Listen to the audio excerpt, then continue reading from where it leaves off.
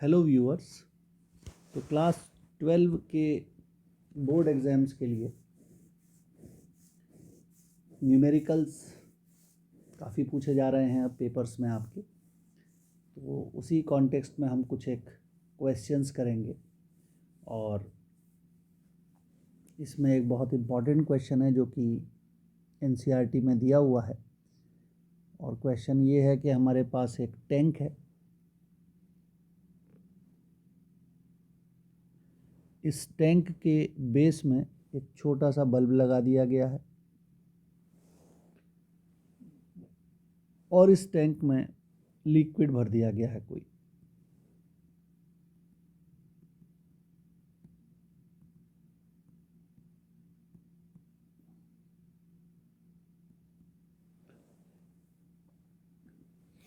तो अब इस टैंक के अंदर रखे बल्ब से लाइट निकल रही है और ये जो लाइट है ये इस बल्ब से निकलने के बाद टैंक के थोड़े से हिस्से से बाहर जा रही है। तो उसने यही पूछा है कि कितने हिस्से में से ये लाइट बाहर जा सकती है।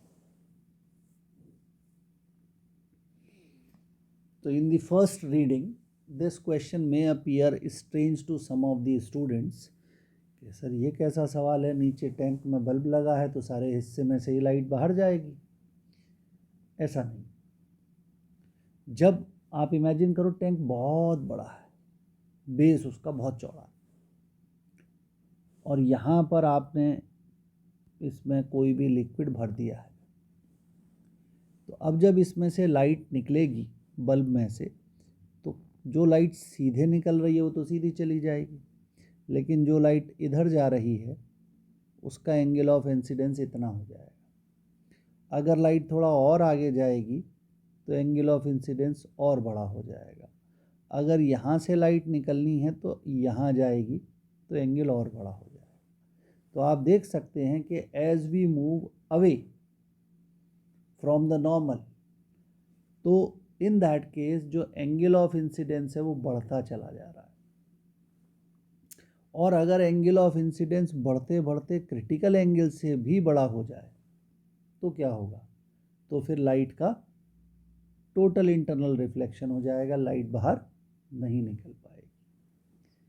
तो अगर इस बाउंड्री के आने तक angle of incidence critical angle से छोटा रहता है तो लाइट सारे एरिया में से ही बाहर निकलेगी। और अगर वो पहले ही आ जाती है स्थिति तो फिर लाइट वहाँ से आगे बाहर नहीं जा पाएगी। तो इस सवाल को करने में यही कॉन्सेप्ट हमें अप्लाई करना है।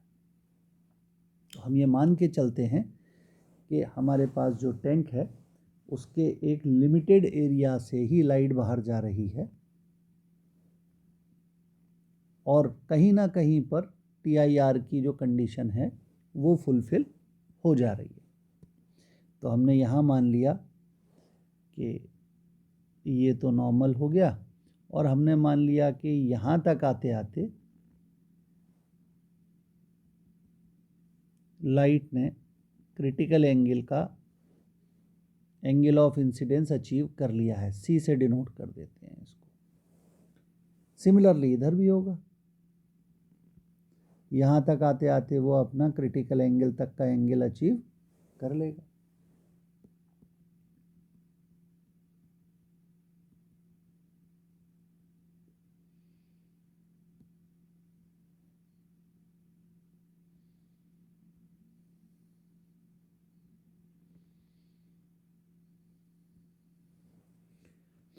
तो फिर क्या होगा?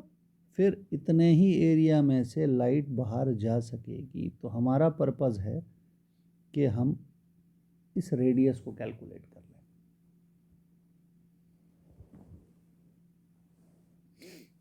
तो ये बहुत सिंपली हो सकता है। अगर मेरे टैंक में मान लिया जाए कि पानी h हाइट तक भरा गया है तो पाइथागोरस थ्योरम अगर मैं लगाऊं, suppose I name this point as A, this point as B and this point as C, तो मैं यहाँ लिख सकता हूँ कि R square plus H square is equal to BC का होल स्क्वायर। इसी तरीके से मैं यहाँ लिख सकता हूँ साइन सी इक्वल्स टू 1/μ। अब जो साइन सी है, अगर मैं इस ट्राइंगल से कैलकुलेट करूँगा तो वो आ जाएगा R/BC।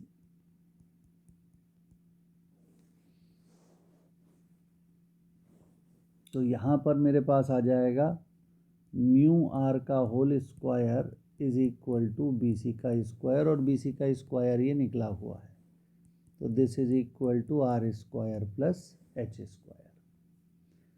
और यहाँ से मेरे पास आ जाएगा mu square R square minus R square is equals to H square. So R square is equal to H square over mu square -1। So R is equal to H upon under root of mu square minus. यानी कि जितनी ज़्यादा गहराई तक हम पानी भर देंगे उतना ज़्यादा रेडियस उस सर्कुलर बेस का होगा जिसमें से लाइट बाहर निकल सकती है। और ये रिफ्रैक्टिव इंडेक्स पर भी निर्भर करेगा। अगर रिफ्रैक्टिव इंडेक्स बढ़ा रहे हैं तो भी ये रेडियस कम होता चला जाएगा। अब अगर मैं आपसे कह देता मुझे तो एरिया बता दो, तो एरिया बताना भी बहुत आसान है मेरे लिए। I can say area is equals to pi r square, that means pi h square upon mu square -1, that's it. तो ये क्वेश्चन हो जाता है।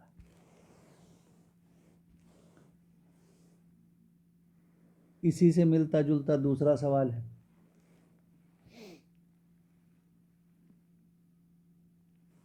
मिलता जुलता इसलिए कह रहा हूँ कि इसी कॉन्सेप्ट पे बेस्ड। क्वेश्चन क्या है? क्वेश्चन ये है कि हमारे पास एक TIR प्रिज्म है, राइट एंगल प्रिज्म है बेसिकली, जिसका रिफ्रैक्टिव इंडेक्स हम मान लेते हैं फ़िलहाल के 1.5 है। आमतौर पर ग्लास का इतना ही होता है। और वो कह रहा है कि इस पर लाइट डाली जा रही है नॉर्मल इंसिडेंस से।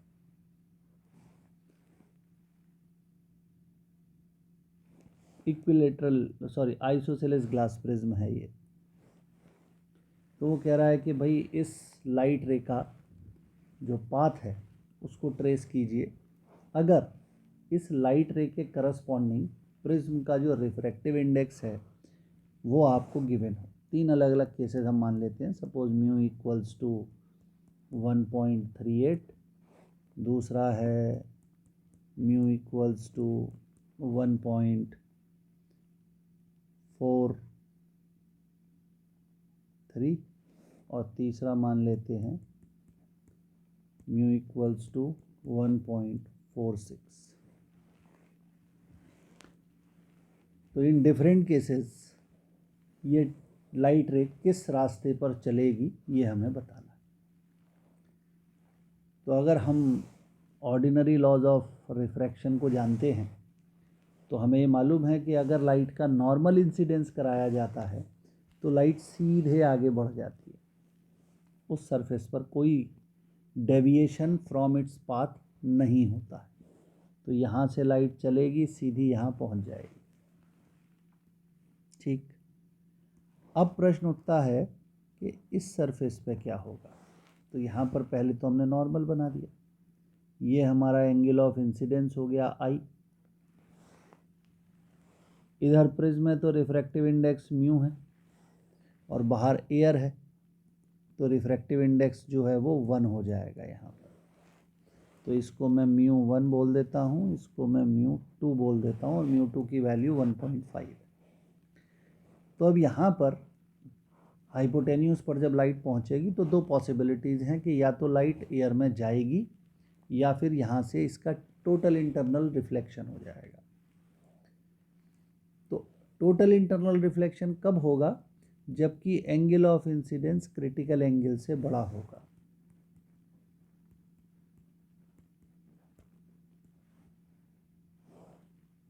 इस पॉइंट को P नाम दे देते हैं हम।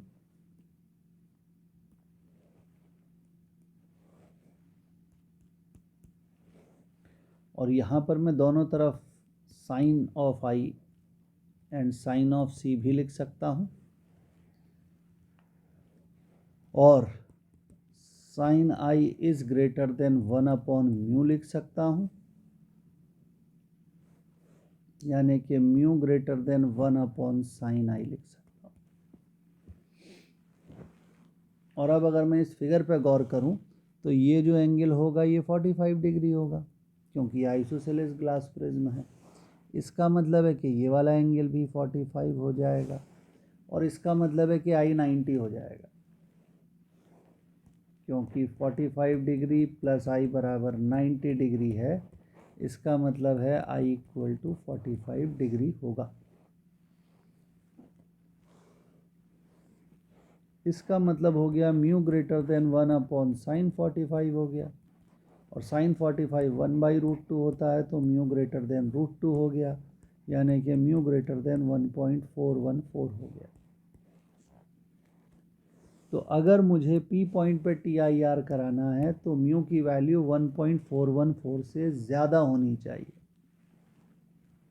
अब जो हमें ऑप्शन दे रखे थे उसमें से ये वाली वैल्यू भी 1.414 से ज़्यादा है, ये वाली वैल्यू भी 1.414 से ज़्यादा है। इसका मतलब ये हो गया कि ये वाली जो वैल्यू है इस पर TIR नहीं होगा, बाकी दोनों वैल्यूज़ पर TIR हो जाएगा। तो अगर TIR होगा तो लाइट का पाथ कैसा रहेगा? तो लाइट का पाथ हो जाएगा इस प्रकार से।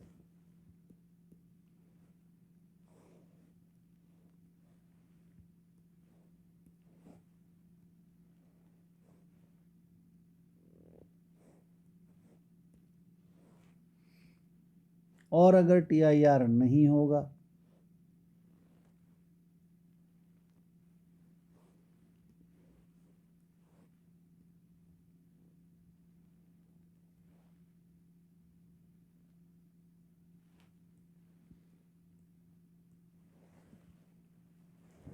तो यहाँ पर म्यू की वैल्यू 1.38 है, और यहाँ पर म्यू की वैल्यू ग्रेटर देन 1.414 है।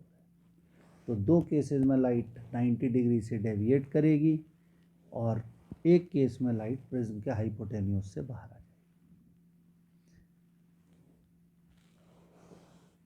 नेक्स्ट प्रॉब्लम,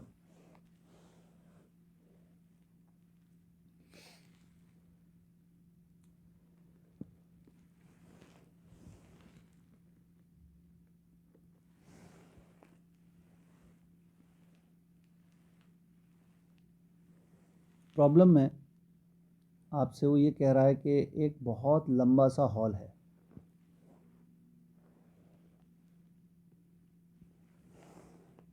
और इस लंबे से हॉल में आपको एक इस दीवार पर बल्ब दिया गया है, और इस बल्ब से निकलती हुई रोशनी को हम इस वाली दीवार पे फोकस कराना चाहते हैं, और हमें एक लेंस दिया हुआ है जिसकी कुछ फोकल लेंथ, लेंस से तो फिक्स ही होगी, हालांकि हमें मालूम नहीं है कितनी है। तो वो कह रहा है कि लार्जेस्ट फोकल लेंथ कितनी हो सकती है इस बल्ब की कि हम इस बल्ब की इमेज इस दीवार पर बना सकें। गिवन है कि रूम की लंबाई L है। अब इस क्वेश्चन को करने के लिए मैथमेटिक्स और लॉजिक दोनों से हम ये सवाल कर सकते हैं। अगर हम प्योर मैथमेटिक्स पे जाएं तो हम कहेंगे कि भाई ठीक है, हम इस लेंस को कहीं भी रख लेते हैं, यहाँ रख लिया हमने, और इस दूरी को हमने मान लिया x, तो ये वाली जो दूरी होगी वो हो जाएगी L माइनस एक्स। तो अब अगर हम यहाँ पर लेंस फार्मूला लगाएं 1/v minus 1/u equals to 1/f, तो v हमें मालूम नहीं है, तो लेकिन फिगर के हिसाब से L माइनस एक्स है, और u की वैल्यू माइनस एक्स है। कॉन्वेक्स लेंस है तो फोकल लेंथ f हो गई, प्लस में ही ली जाएगी। LCM अगर ले लें तो हम लिख सकते हैं f is equal to x into L minus x upon L। तो जो फोकल लेंथ निकल के आएगी वो आ जाएगी LX/L माइनस X² L।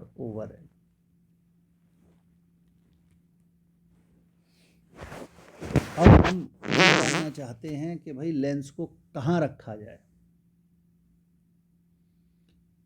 तो हमें अगर फोकल लेंथ को लार्जेस्ट या स्मॉलेस्ट रखना है तो for F to be maximum और मिनिमम, DF/DX जो होगा वो 0 होना चाहिए।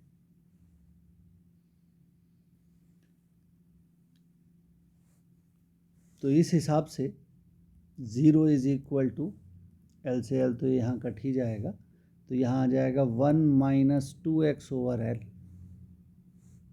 यानी कि 2x/L equals to 1, that means x is equal to L/2। तो अगर x की वैल्यू L/2 होगी तब हमारे पास में जो फोकल लेंथ आएगी वो या तो मिनिमम आएगी या मैक्सिमम आएगी।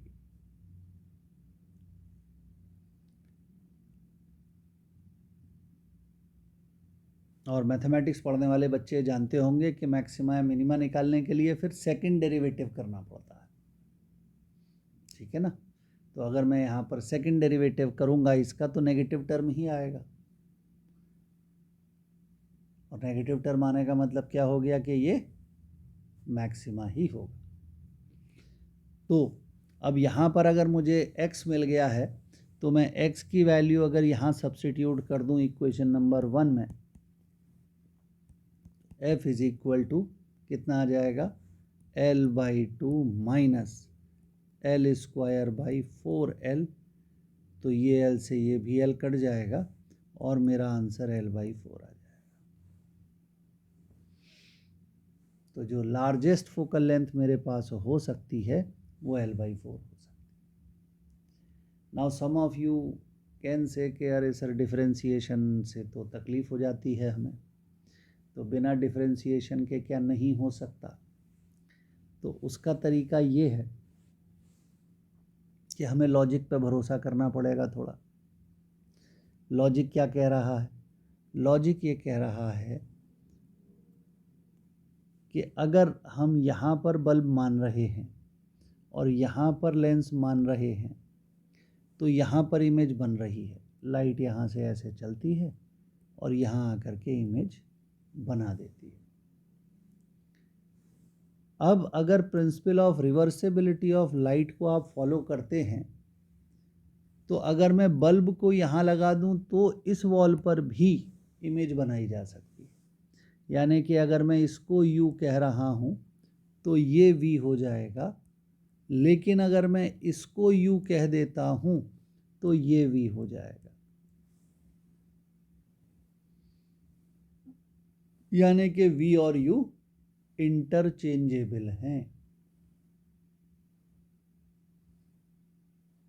एक चीज़ को घटाएंगे तो दूसरी चीज़ बढ़ती चली जाएगी। अब यहाँ पर अगर आप थोड़ा सा और मैथमेटिक्स को फॉलो करें तो 1/V minus 1/U equal to 1/F आप लगा सकते हैं, और यहाँ से आ जाएगा 1/V plus 1/U equals to 1/F। तो यहाँ से आ जाएगा F is equal to VU/V plus U, और V प्लस यू क्या हो जाएगा? V प्लस यू हो जाएगा कमरे की टोटल लंबाई विच इज L, जो हमें गिवन थी क्वेश्चन में।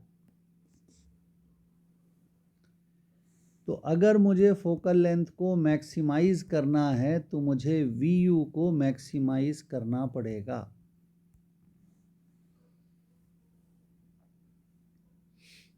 यानी कि हम ये कह रहे हैं कि V और U का सम तो फिक्स है, लेकिन इनका प्रोडक्ट मैक्सिमम आना चाहिए।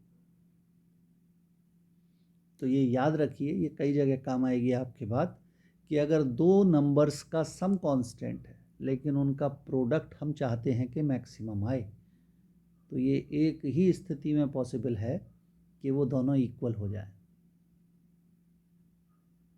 ठीक है। तो F मैक्स तभी आएगा जबकि V और U इक्वल हो जाएंगे।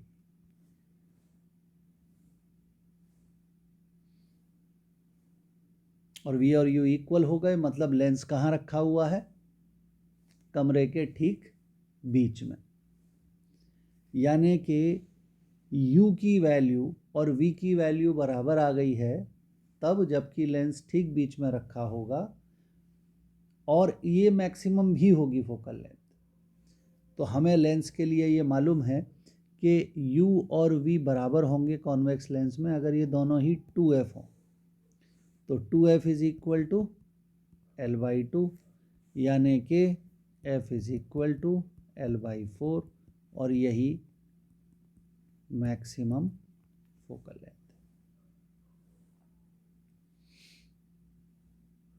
तो दोनों मेथड में से कोई भी मेथड आप फॉलो कर सकते हैं। हालांकि ज़्यादातर बुक्स में आपको ये मेथड मिलता है, दो वो इसमें ये एक्सप्लेन नहीं करता कि ये फोकल लेंथ मैक्सिमम कैसे बताई जा रही है। ठीक है, एक फोकल लेंथ आ रही है, बहुत सारी पॉसिबल फोकल लेंथ हैं, हाउ कैन वी इंश्योर कि ये मैक्सिमम है।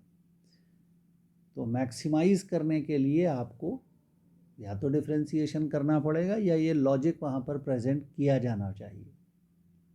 ठीक है, next problem and the last for the day.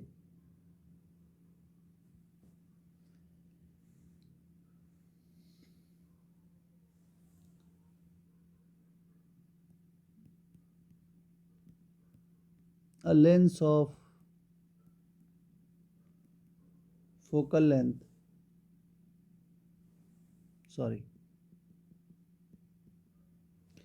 a lens is made by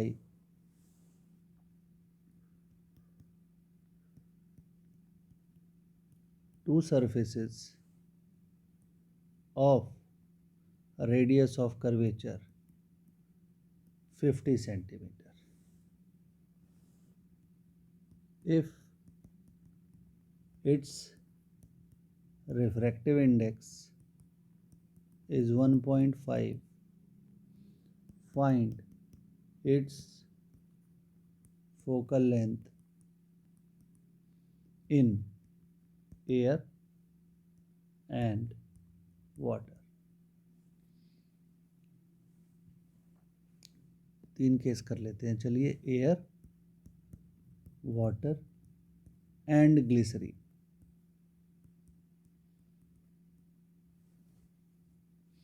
तो एयर के लिए रिफ्रैक्टिव इंडेक्स 1 होता है, वाटर के लिए 4/3 होता है और ग्लिसरीन के लिए 1.65 होता है। चलिए 1.6 ही ले लीजिए।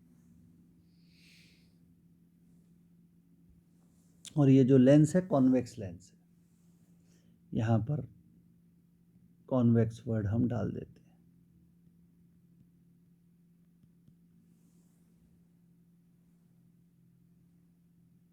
तो किसी भी लेंस में दो सरफेसेस होती हैं और ये जो दो सरफेसेस होती हैं इनका रेडियस ऑफ कर्वेचर अलग अलग भी हो सकता है, सेम भी हो सकता है। तो यहाँ पर दोनों ही सरफेसेस का रेडियस ऑफ कर्वेचर आपको सेम दिया हुआ है, दोनों 50-50 सेंटीमीटर के हैं। तो अब अगर हम यहाँ पर फॉर्मूला यूज़ करते हैं तो 1/f is equals to mu minus 1 bracket 1/r1 minus 1/r2। और ये जो म्यू होता है ये असल में म्यू रिलेटिव होता है, इसका मतलब mu lens upon mu medium होता है।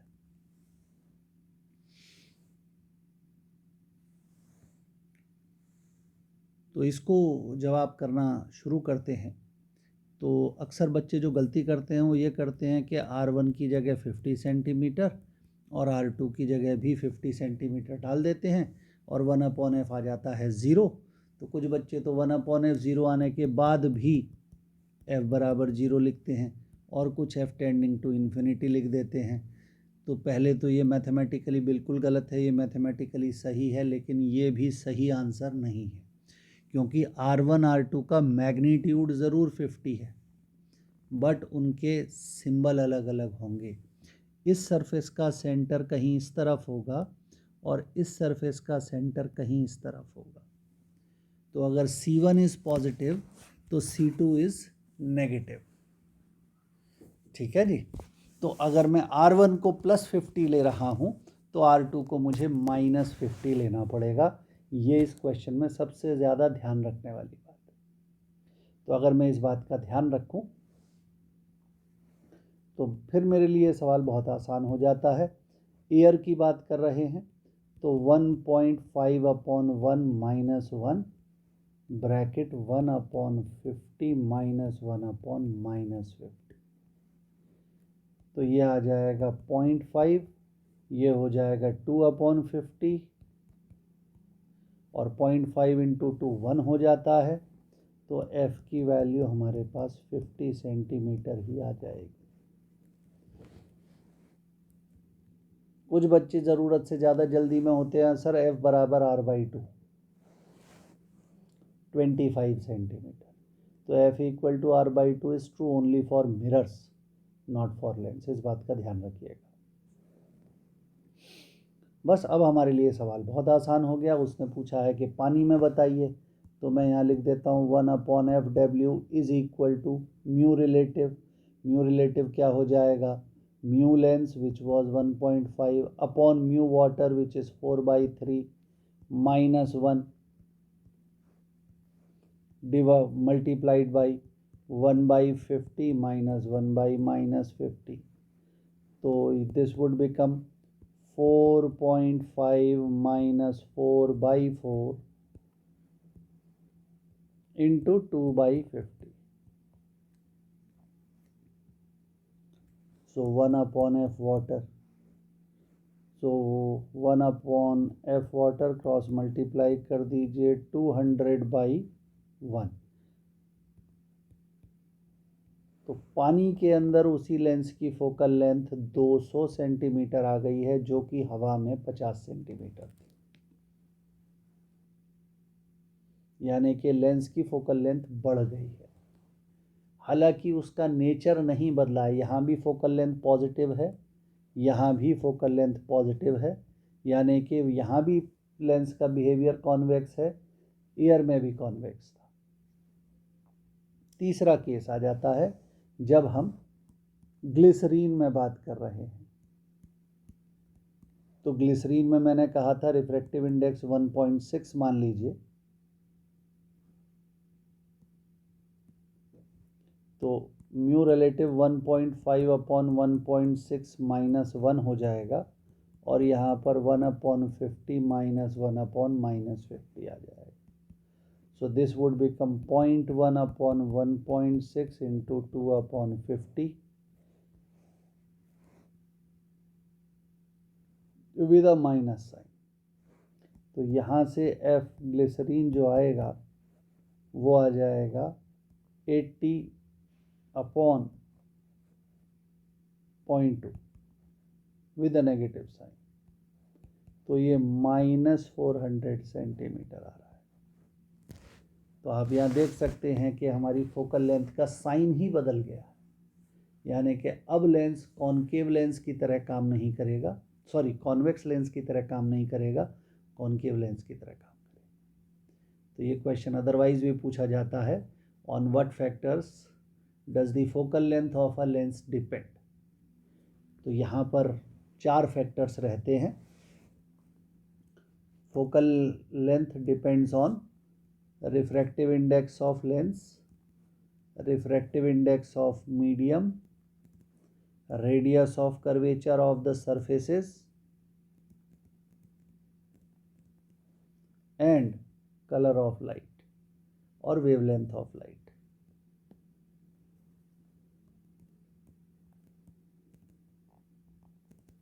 तो इन चारों ही बातों पर किसी लेंस की फोकल लेंथ निर्भर करेगी। So in the next video, I will come up with some more questions for you. Thanks for watching.